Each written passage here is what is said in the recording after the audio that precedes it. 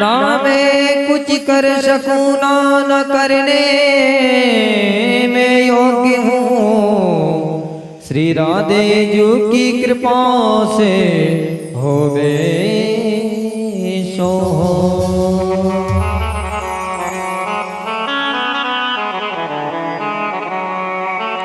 मुझानंद भगवान की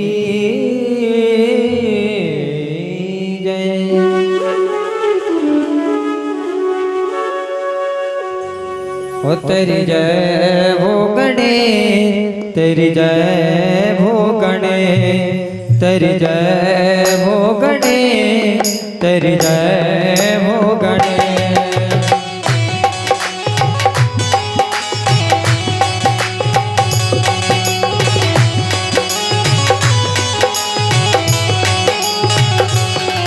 तेरी जय हो गणे, तेरी जय हो गणे, तेरी जय हो गणे, तेरी जय हो गणे, तेरी जय हो गणे, तेरी जय हो गणे।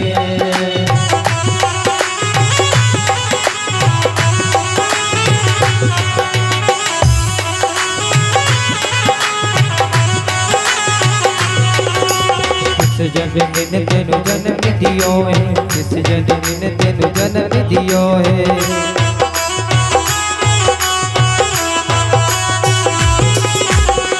जननी ने तेनु जन्म दियो है, किस जननी ने तेनु जन्म दियो।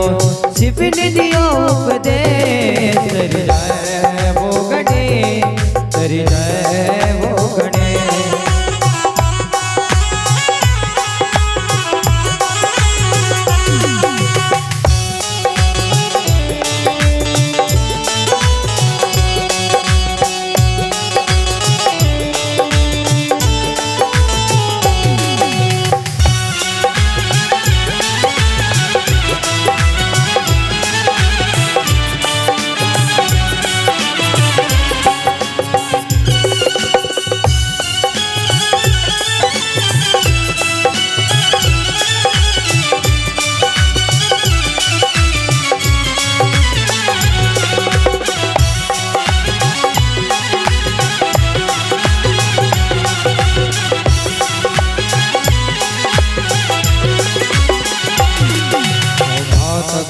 तेनु जन्म दियो है, माता गौरन तेनु जन्म दियो है। शिव ने दियो उपदेश, तेरी जय हो गणे, तेरी जय हो गणे।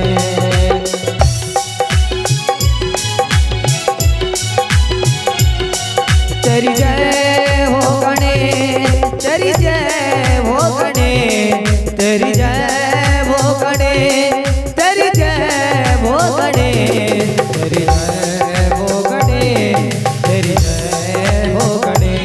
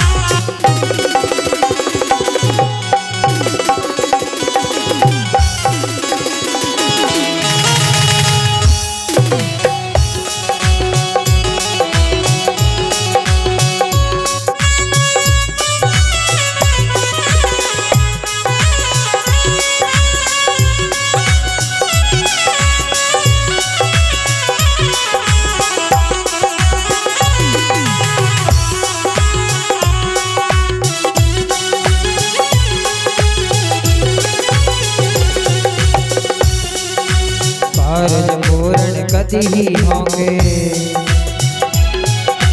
कारज पूर्ण कति ही होंगे,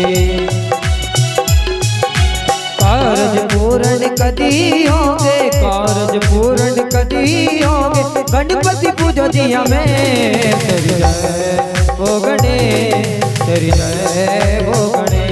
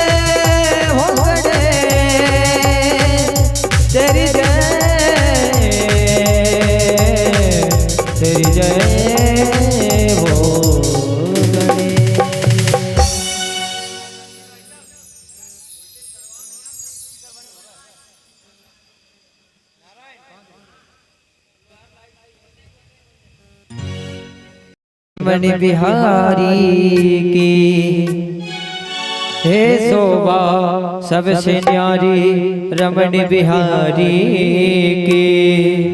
जब बारी बारी बलिहारी मेरे रमण बिहारी की। जब बारी बारी बलिहारी मेरे रमण बिहारी की।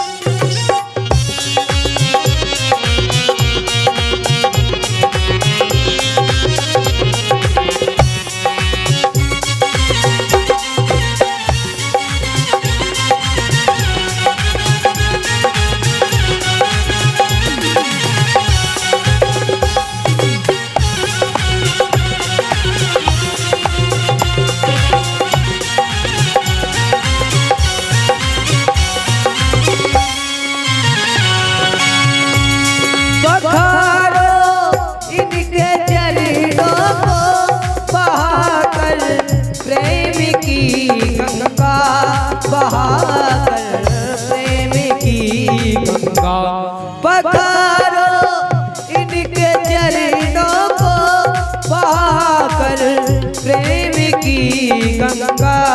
बहाकर प्रेम की गंगा। बिछा दो अपनी पलकों को। बिछा दो अपनी पलकों को। मेरे गुरुदेव आए हैं।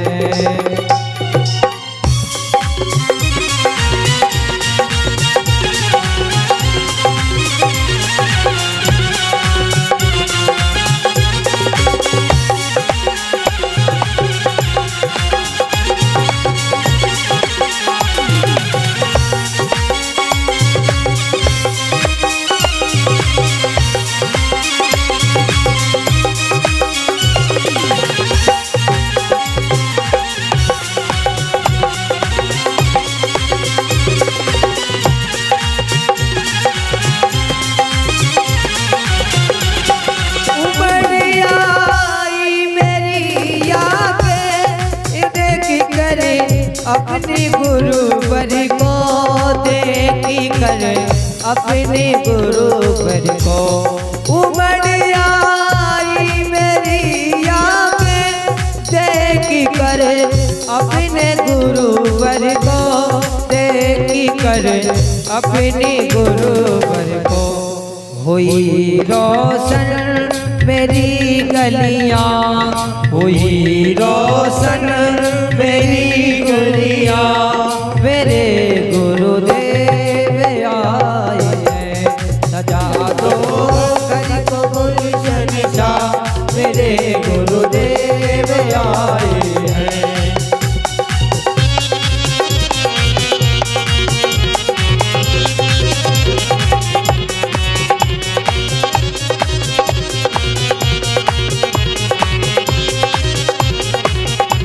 सजा दो घर को गुलशन सा। मेरे गुरुदेव आए हैं। सजा दो घर को गुलशन सा। मेरे गुरुदेव आए हैं। ओ गुरुर ब्रह्मा गुरुर विष्णु ओ गुरुर देव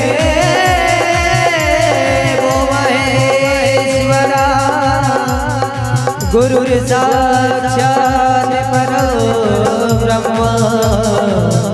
तस्मै श्री गुरुवे नमः।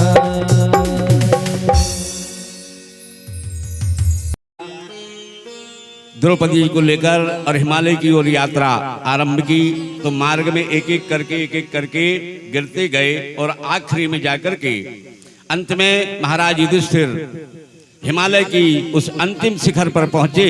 उनके साथ जो एक प्रारंभ से ही एक लाल रक्त वर्ण का श्वान चल रहा था, वह श्वान उनके साथ गया। तब अंतिम शिखर पर जब पहुंच गए तो धर्मराज ने देखा कि मेरे और 4 भाई कहां रह गए। पता चला कि वो रास्ते में ही उस हिम शिखरों के अंदर समाहित हो गए। धर्मराज ने जब अपने आप को देखा कि अब मेरे साथ और कोई नहीं है, ये हमारे जीवन का सत्य है, हमारे जीवन का भी यही सत्य है कि हमको उस परमात्मा के द्वार तक पहुंचने के लिए कोई हमारा साथ नहीं देता।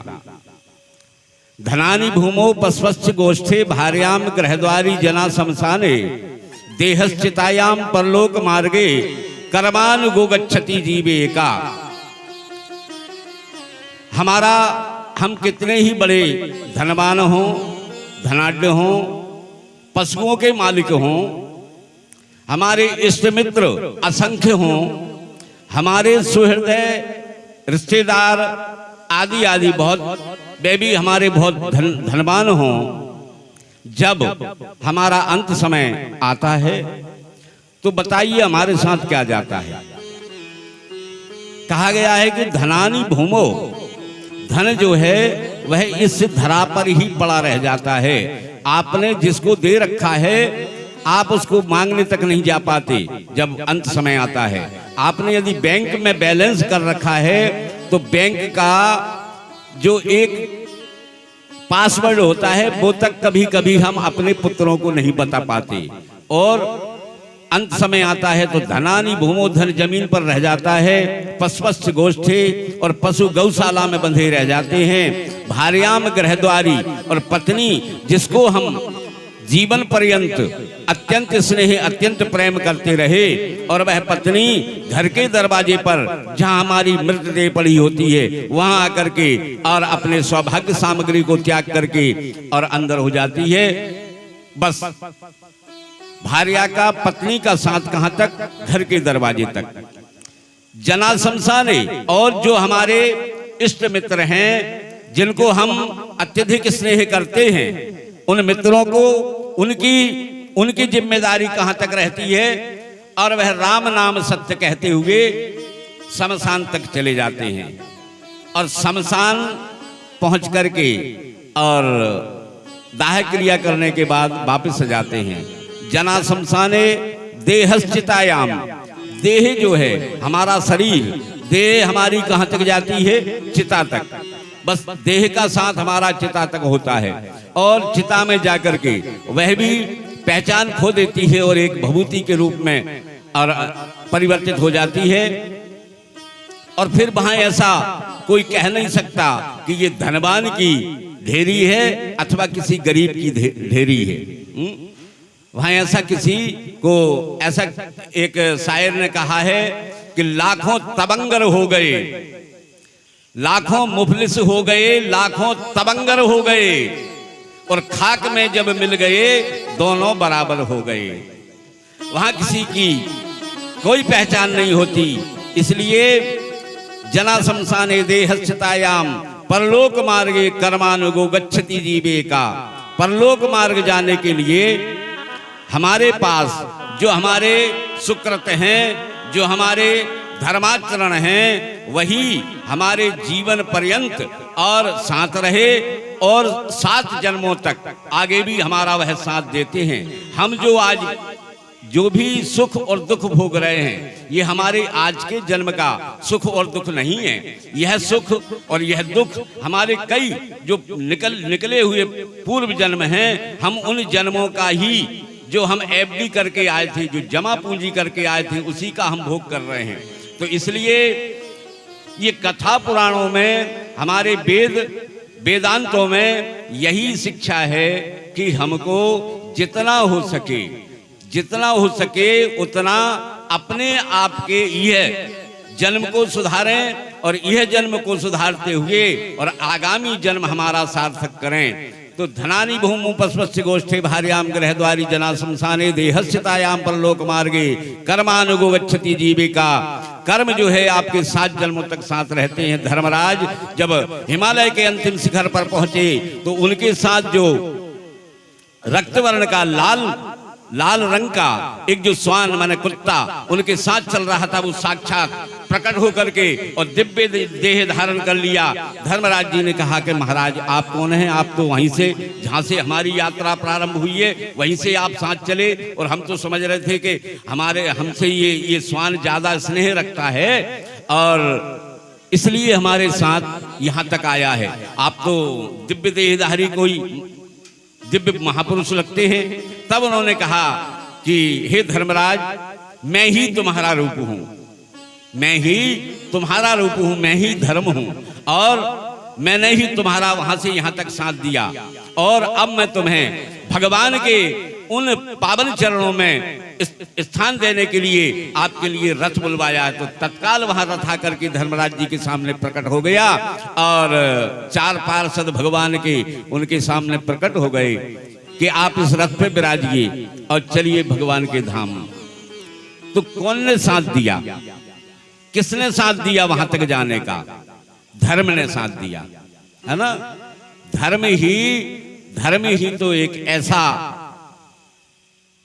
ऐसा साधन है जो हमको भगवान की पावन सन्निधि में पहुंचाता है। इसलिए जीवन को धर्ममय बनाएं और अपने आगामी भविष्य और आगामी जीवन को स्वयं तो संस्कारित करें ही, स्वयं तो सार्थक करें ही, और साथ में हमारे आने वाली पीढ़ी को यह शिक्षा दे करके जाएं कि चूंकि चरित्र जो होता है, चरित्र को पैसे से नहीं खरीदा जा सकता।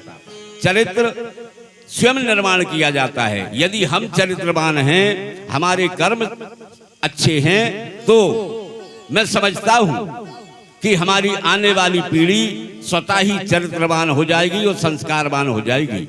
आज के दौर में हम देख रहे हैं कि हमारे बच्चों में इस प्रकार की कोई विकृतियां पैदा हो गई हैं कि रात में 2-2 बजे तक जगना और प्रातः ब्रह्म मुहूर्त में जागना चाहिए, लेकिन 10 बजे 9 बजे के पहले नींद नहीं खुल रही। यदि कोई जगाता है तो कहते हैं अभी हम रात को लेट सोए थे इसलिए सोने दो।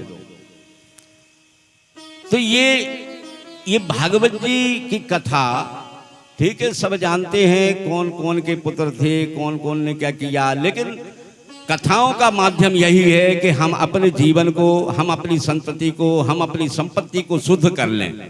यही इन पुराणों का एक उपदेश है। तो यदि हमको संस्कारवान बनना है, ये बहुत हमारे 24 घंटे का जो रूटीन वर्क है, ये 24 घंटे के रूटीन वर्क को यदि हम सुव्यवस्थित कर लें तो निश्चित ही हमारा जीवन सुव्यवस्थित हो जाए। हम 12 बजे के बाद जो है निशाचरों की रात्रि होती है, और हम 12 बजे के बाद यदि बिना परमात्मा के भजन के हम जगते हैं तो यह निशाचरों की वृत्ति हो जाती है। और इसलिए 12 बजे के मध्य रात्रि के पूर्व हमको शयन कर लेना चाहिए। तब आपकी एक तो निद्रा सही होगी। ये वैज्ञानिक कारण भी बनेगा कि आप जब अच्छे सोएंगे तो आपका मस्तिष्क तेजस्वी रहेगा, आपके मुखमंडल पर तेज रहेगा, वाणी में ओज आएगा, इस प्रकार से। और प्रातः काल ब्रह्म मुहूर्त में उठना चाहिए। ब्रह्म मुहूर्त उस समय 4:30 से और सूर्योदय नहीं हो तब तक ब्रह्म बेला कहलाती है। और वह ब्रह्म बेला में हम जागृत होंगे तो हमारा ये पूरा रूटीन वर्क सार्थक हो जाएगा।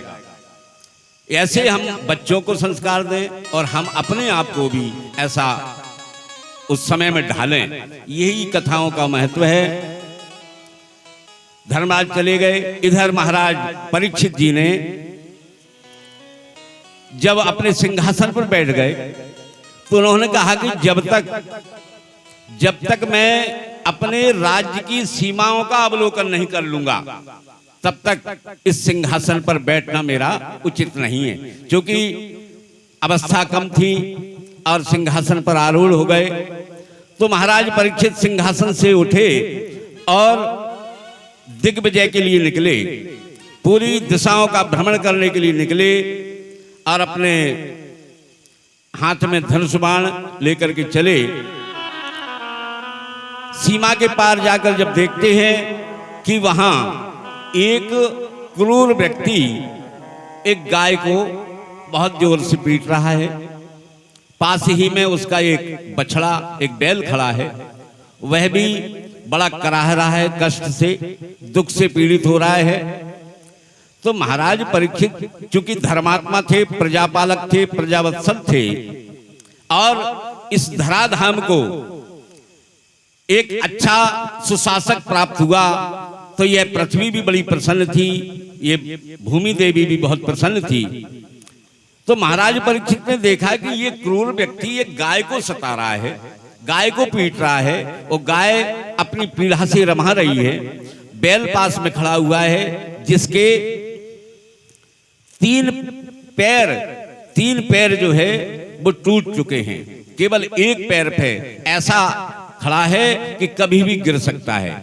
और वह इस प्रकार का ये दृश्य देखा महाराज परीक्षित ने तो दूर से ही कहा, क्रोध आ गया महाराज परीक्षित को, करे कुलांगार, तू मेरे राज्य में इस प्रकार का ये दुष्कर्म, तेरी हिम्मत कैसे हुई और तू कौन है?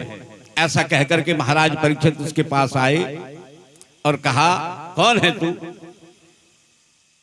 और मैं समझ गया कि ये गौ जो है ये गौ साक्षात धरणी है और ये बैल जो है साक्षात धर्म है और धर्म के 3 पैर टूट चुके हैं, केवल एक पैर बाकी है। और ये 3 पैर क्या है? ये धर्म के 4 पद हैं। 4 पद कौन से? एक तो है दान, पहला। धर्म के 4 पैर होते हैं। पहला पैर है दान, दूसरा पैर है, दूसरा पग क्या है? दया। तीसरा पग है पवित्रता, है ना? और दान, दया, पवित्रता और धर्म, इस प्रकार से ये 4 पग जो है, अब दया, दान और पवित्रता कि जब ये 3 पैर चले गए तो धर्म कैसे बचेगा? महाराज परीक्षित ने उस व्यक्ति से कहा, उस क्रूर व्यक्ति से कहा कि तेरा परिचय क्या है? तब उस व्यक्ति ने कहा कि महाराज मैं कली हूं। मैं कौन हूं? कलयुग हूं। तो बोले कि कलयुग का मेरे राज्य में क्या काम? और तू मेरे बिना अनुमति के कैसे आया? मेरे राज्य में तेरा कोई अस्तित्व नहीं है और तू मेरे राज्य में नहीं प्रवेश कर सकता, तू और कहीं जाकर के प्रवेश कर। तब कलयुग ने कहा कि महाराज मैंने 14 भुवनों में जाकर के देखा कि मुझे कहां निवास करना है, तो मैं जहां भी जाकर देखता हूं आपकी मूर्ति मुझे सामने धनुष बाण लेकर के दिखाई देती है। आपका 14 भुवनों में प्रताप है, अब बताइए मैं कहां रहूं? कि तू कहीं भी रह के महाराज अब मैं आप ही बताओ कि मैं कहां रहूं, मुझे आप ही कुछ ऐसे स्थान दे दो जहां मैं निवास कर सकूं। तो महाराज परीक्षित ने कलयुग को 4 स्थान दिए जहां अत्याचार होता हो, जहां जुआ, शराब आदि, मदिरा आदि का सेवन किया जाता हो वहां रहो, जहां स्त्रियों का दुष्चरित्र हो वहां जाकर के रहो, और जहां लोग झूठ बोलते हों, चोरी डकैती करते हो ऐसी जगह पे जाकर के रहो। तब कलयुग ने कहा महाराज अरे आपने मुझे कमरे तो दे दिए 4, लेकिन चारों कमरे ऐसे हैं कि वहां तो सामान बखरा पड़ा हुआ है। अरे कुछ एक ऐसा कमरा दे दो जिसमें मैं भली भांति निवास कर सकूं। बोले कि तुम क्या चाहते हो? कि महाराज मुझे सोने में और बास मिल जाता। तो महाराज ने कह दिया कि चलो तुमको सोने में भी बास दिया। और सोने में बास, अब देखिए सोना तो हम भी पहनते हैं, है ना, गले में चेने पहनते हैं, अंगूठी पहनते हैं, माताएं करधनी पहनती हैं, कर्णफूल पहनती हैं। ये सोना जब सोने में कलयुग का बास है तो ये तो ठीक नहीं। महाराज परीक्षित को ध्यान आया कि सुन ले, सोने में कौन से सोने में बास रहना है?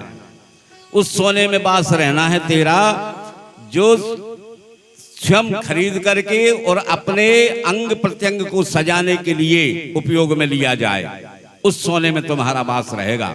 और उस सोने में बास नहीं रहेगा। भक्त यदि स्वर्ण खरीद करके और तुम्हारे चरणों में पहले भगवान के चरणों में, केशव के चरणों में निवेदन कर दे, प्रभु प्रसाद पट भूषण धरहि, ऐसा गोस्वामी जी महाराज लिखते हैं कि तुम ही निवेदित भोजन करहि, प्रभु प्रसाद पट भूषण धरहि। जब वाल्मीकि जी से भगवान ने पूछा कि मैं कहाँ रहूं, तो उन्होंने ऐसे स्थान बताए हैं कि प्रभु आप यहाँ रहो। तो सोने में भी उन्होंने ऐसा बताया कि जो तुमको निवेदन करके कि प्रभु ये आपका हार है, ये आपकी करधनी है, ये आपके एरन है, ये आपके ये हैं, और ये आपकी अंगूठी है, और ये आपकी चैन है, और उनके सामने रख दी और निवेदन कर लिया कि अब ये आपका प्रसाद है, अब मैं धारण कर रहा हूँ। तो ऐसे सोने में तुम्हारा वास नहीं होगा। प्रभु प्रसाद पट भूषण धरहि। और महाराज परीक्षित की जैसे ही स्वर्ण में निवास करने की वाणी सुनी, तत्काल कली महाराज काय में आन विराजे। उन्होंने जो स्वर्ण का मुकुट धारण कर रखा था, क्यों कि वह मुकुट तो युद्ध में जीता हुआ उनके परबाबाओं ने जीता था, और वह राजसी मुकुट था, उसमें जाकर के कलयुग बैठ गया।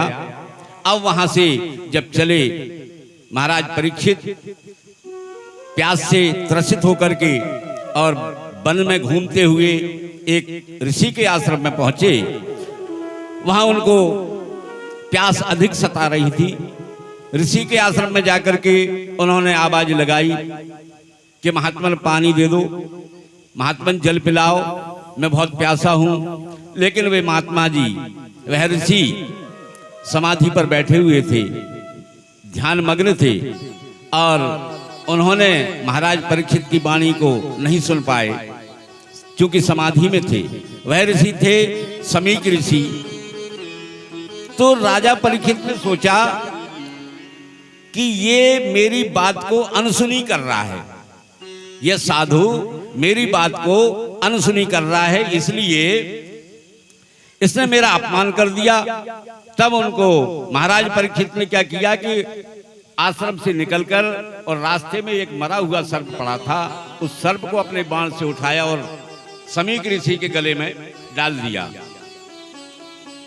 और सर्प डाल करके महाराज परीक्षित अपने राजधानी लौट आए। तब आश्रम के किसी सेवक ने जाकर के, जो कौशिकी नदी में उनके पुत्र श्रृंगी ऋषि स्नान कर रहे थे, वहां जाकर उन्होंने उनको समाचार दिया कि भैया श्रृंगी, आपके पिताजी हमारे गुरुजी के गले में महाराज परीक्षित ने मरा हुआ सर्प डाल दिया। और इतना तो सुनना था, ऋषि कुमार को क्रोध आ गया और उन्होंने कौशिकी नदी के कटी पर्यंत जल में खड़े होकर के अपनी अंजुरी में जल भरा और कहा कि हे दुष्ट राजा, तूने मेरे पिता का अपमान किया है, और मैं आज तुझे श्राप देता हूं कि जिस सर्प को तूने मेरे पिता के गले में डाला है, वही सर्प तक्षक बनकर के 7वें दिन तुझे डसेगा और तेरी मृत्यु होगी। ऐसा बाण चला दिया। और घोर गर्जना हो गई। ऋषि का श्राप देकर के जब आश्रम में आए, तब महामुनि समीक जी को यह पता चला कि श्रृंगी ऋषि ने महाराज परीक्षित को 7 दिन में तक्षक के डसने से मृत्यु का श्राप दे दिया है। तब तो महाराज समीक मुनि बहुत दुखी हुए और अंतर्मन में इतने पीड़ित हुए और अपने पुत्र से कहा कि बेटा, तुमने ये ठीक नहीं किया। अरे, ऋषियों को श्राप नहीं देना चाहिए, ब्राह्मणों को श्राप नहीं देना चाहिए। ब्राह्मण तो सबकी कुशल क्षेम करने वाले हैं। हमारे सामने जन जन जो है नतमस्तक होता है। तब श्रृंगी ऋषि ने कहा कि पिताश्री, मुझे यह बात सहन नहीं हुई कि एक राजा ने मदमस्त होकर के, मदांध होकर के और आपका अपमान किया, इसलिए मैंने श्राप दे दिया। तब समीक ऋषि ने पूछा, क्या राजा को भी इस श्राप का पता है? कहा, ये हमको पता नहीं। तब समीक मुनि ने और एक अपने सेवक को भेजा और जाकर के पता कर दो कि श्रृंगी ऋषि ने आपको श्राप दिया है, 7 दिन में आपकी मृत्यु होगी। कम से कम सामने वाले को पता तो चले कि मेरा क्या हो गया। तो सेवक ने जाकर के जैसे ही महाराज को समाचार दिया, महाराज सिंहासन पर बैठे थे और कहा कि राजन, समीक ऋषि के पुत्र श्रृंगी ऋषि जी ने आपको श्राप दिया है, क्योंकि आपने उनके पिताजी का मरे सर्प के साथ अपमान किया था, इसलिए उन्होंने श्राप दिया कि आपको वही सर्प तक्षक बनकर के 7वें दिन डसेगा और आपकी मृत्यु हो जाएगी। राजा ने जैसे ही श्राप की बात सुनी और सिंहासन से उतरकर नाचने लगे, तालियां बजाने लगे। तब सभासदों ने, मंत्रियों ने कहा कि राजन, आपको मृत्यु का श्राप मिला है और आप खुश हो रहे हैं, आप नाच रहे हैं। अरे, आपको तो दुख मनाना चाहिए, आपको दुखी होना चाहिए। तब राजा ने उन मंत्रियों से कहा कि आप ये बताओ कि आप मरोगे? तो बोले कि हाँ मरेंगे। बोले कब मरोगे? चलो ये पता नहीं। तो बोले कि जब सब मरेंगे तो मैं भी मरूंगा, और लेकिन आपको मरने का पता नहीं और मुझे मरने का पता है। मुझे मरने का पता हो गया कि धन्य है वे ऋषि कुमार जिन्होंने मुझे अपने जीवन जीने में 7 दिन दे दिए, और नहीं तो ये तत्काल भी कह सकते थे कि अभी मरोगे, लेकिन उन्होंने मुझे 7 दिन दे दिए। और आप देखिए कि हमको भी परमात्मा ने 7 ही दिन दिए, लेकिन हम ये समझते हैं कि हमको करोड़ों करोड़ों वर्ष जीना है, ये भी कर लो, वो भी कर लो, पता नहीं क्या क्या कर लो, है ना। तो महाराज परीक्षित ने उन 7 दिनों को अपना वरदान समझ करके जिया और तत्काल जो है अपने पुत्र जन्मेजय को गद्दी पर बिठा करके और निकल पड़े।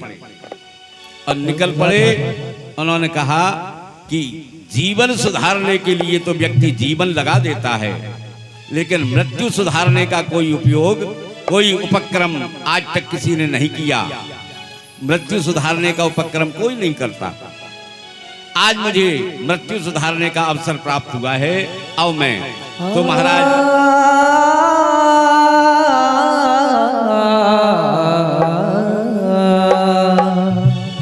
वो मेरा तार हरि से जोड़े कि ऐसा कोई संति मिले, मेरा तार हरि से जोड़े कि कोई ऐसा संति मिले।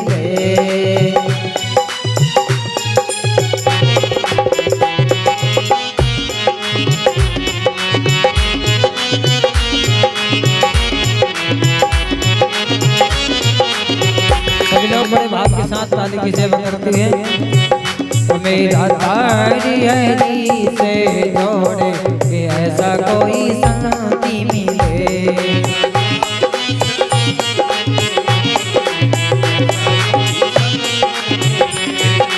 संति मिले, कोई संति मिले,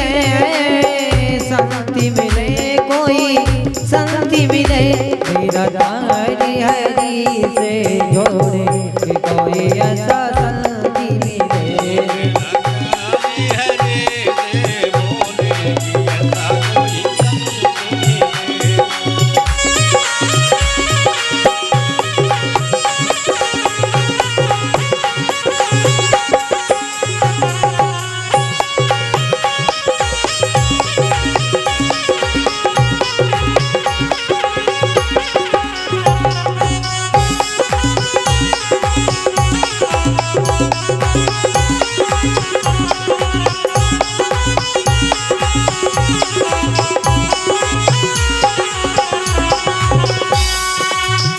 टूटा तार हुआ अंधियारा, टूटा तार हुआ अंधियारा, हरि देखे ना हरि का द्वारा, हरि देखे ना हरि का द्वारा।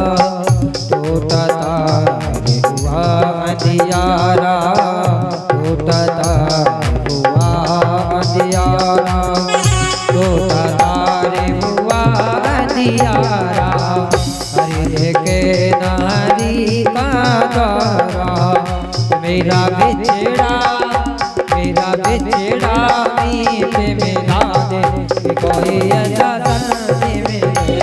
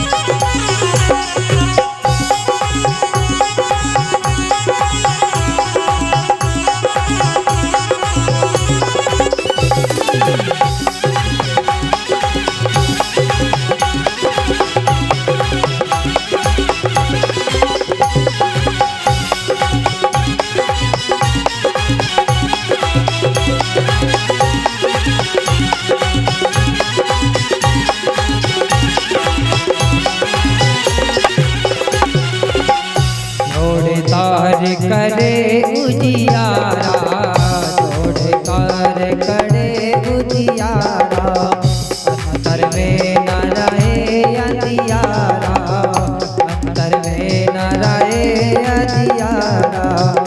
मेरा अंतिम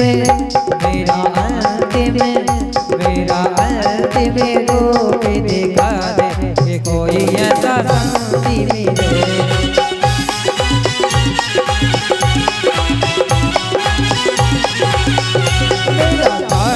हरि से जोड़े ऐसा कोई संगी मिले।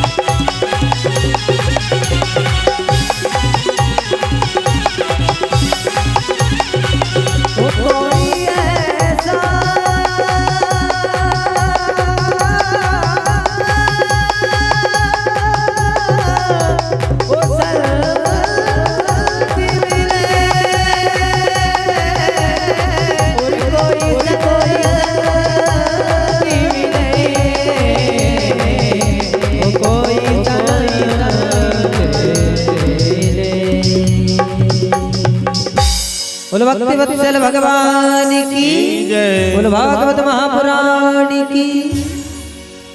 और महाराज परीक्षित गंगा तट पर पहुंचे, 88,000 ऋषियों के समक्ष अपने इस प्रश्न को रखा कि महाराज बताइए कि मरणासन्न व्यक्ति को क्या करना चाहिए।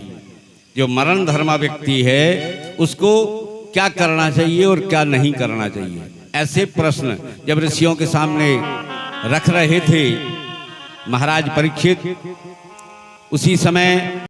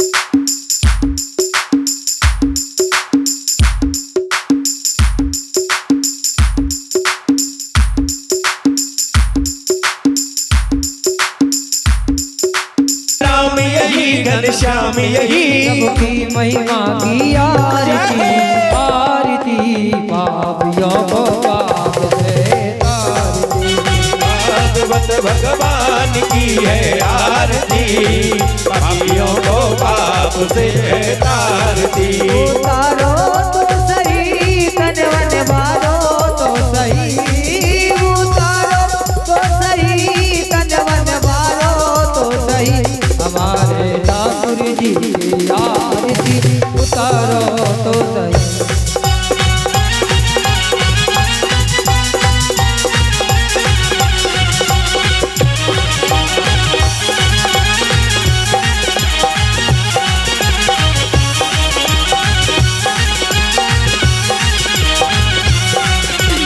दोई वीरिया माही दोई वीरिया माही दोई वीरिया करे भगत हो आरती माही दोई वीरिया करे भगत हो आरती माई दोई वीरिया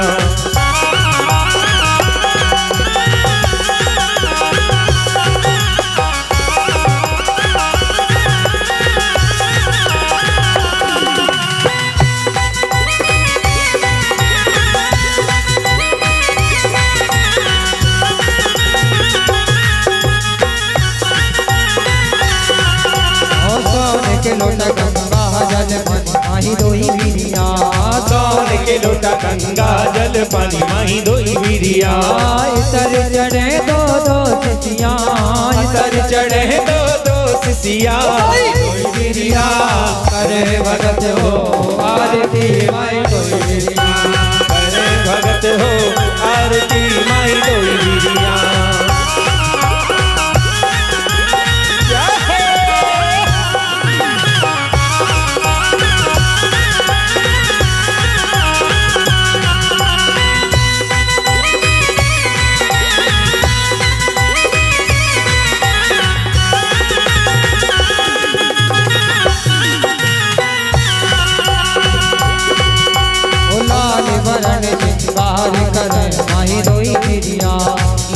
वरण श्रृंगार करे माई दोई वीरिया हार बनाए चुन कलिया हार कपूर चढ़े चुड़िया दोई वीरिया माई दोई वीरिया करे भगत हो आरती माई दोई वीरिया करे भगत हो आरती माई दोई वीरिया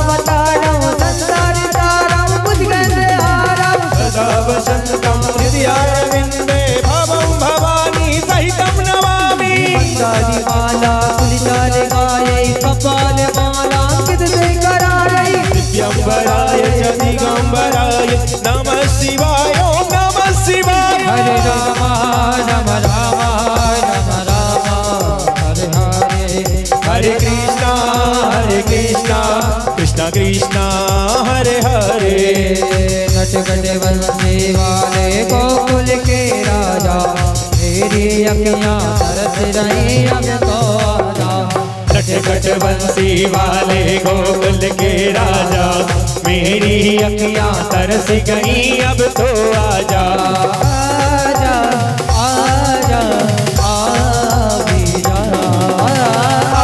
आजा आजा नटखट बंसी वाले गोकुल के राजा मेरी अखियां तरस रही अब तो आजा मेरी अखियां तरस गई अब तो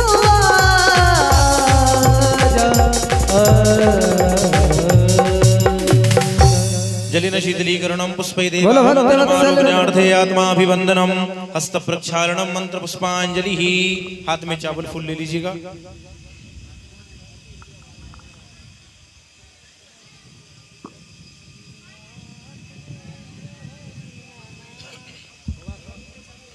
ओम जदनेन जदनमय जंत देवास्तानि धर्माणि प्रथमान्यासन्ना देहनाकं महिमानः सचंद्रपूर्वेशाद्याः शन्ति देवाः ओम राजाधिराजाय प्रसय्यसाहिने नमो वयं वै श्रवणाय कुर्महे समे कामान् काम कामाय मह्यम कामेश्वरो वै श्रवणोदातो कुबेराय वै श्रवणाय महाराजाय नमः ओम स्वस्ति साम्राज्यं भोज्यं स्वराज्यं वैराज्यं पारमेष्ट्यं राज्यं महाराज्यवादिपत्यमयं समन्तपर्यायैषात् सार्वभौमः सर्वविषयान्तादात् परार्धात् पृथिव्यै समुद्रपर्यन्ताय एकराडितीकतप्पेषु श्लोकगीतो मरुतः परिवेष्टारो मरुतशावसनगृहे याविक्यतस्य कामप्रेर्विश्वे देवा सभासदयते ओम विश्वातस्य क्षुरतो विश्वतो मुखो विश्वतो बाहुरुत विश्वातस्पात संबाहुव्यान्धमति संपातत्रैर्द्यावा भूमि जनयन्ते वैकः हरिः ओम एकदन्ताय विद्महे वक्रतुण्डाय धीमहि तन्नो दन्तिः प्रचोदयात् ओम गणाम्बिकायै च विद्महे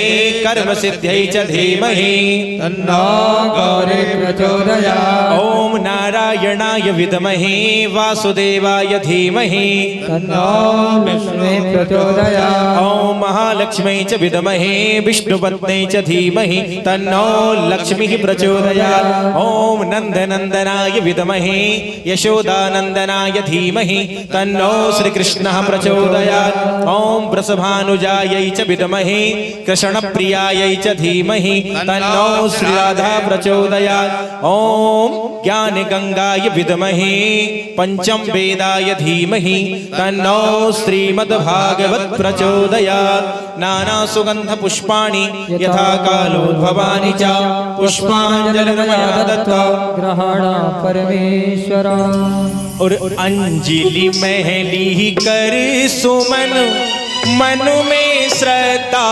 भाव पुष्पांजलि अर्पण करो ग्रहण करो भगवान अंजलि महली कर सुमन मन में श्रद्धा भाव पुष्पांजलि अर्पण करो ग्रहण करो भगवान सिंह चढ़ी दुर्गा मिली करुण चढ़े भगवान बैल चढ़े शंकर मिले पूर्ण हो सबका सुखी रहे संसार सब दुखिया रहे न कोई यह अभिलाषा हम सबकी भगवन पूरी हो मेरा मुझ में कुछ नहीं जो कुछ है सब तोर तेरा तुझको सौंपता क्या लागे है मोर सब कुछ दीना आपने भेंट करो क्या दान नमस्कार की भेंट है जोड़ों में दोनों हाथ नमस्कार की भेंट है जोड़ों में दोनों हाथ सांगाय सपरिवाराय सायुधाय सशक्तिकाय सवाहनाय मंत्र पुष्पांजलिं समर्पयामि। बोलिए गजानंद गणपति महाराज की गौरी मैया की भागवत महापुराण की व्यास जी महाराज की बांके बिहारी लाल की राधा रानी सरकार की गिरिराज धरण की धर्म की अधर्म का प्राणियों में विश्व का कल्याण हो गौ माता की अपने अपने माता पिता की अपने अपने गुरु गोविंद भगवान की सनातन धर्म की बस्ती नगर की भक्त और भगवान की आज के आनंद की जय जय श्री राधे जय जय श्री राधे जय जय श्री राधे श्याम। सभी अपने स्थान पर एक परिक्रमा करें भगवान को प्रणाम करें आरती और प्रसादी लेकर के ही जावे।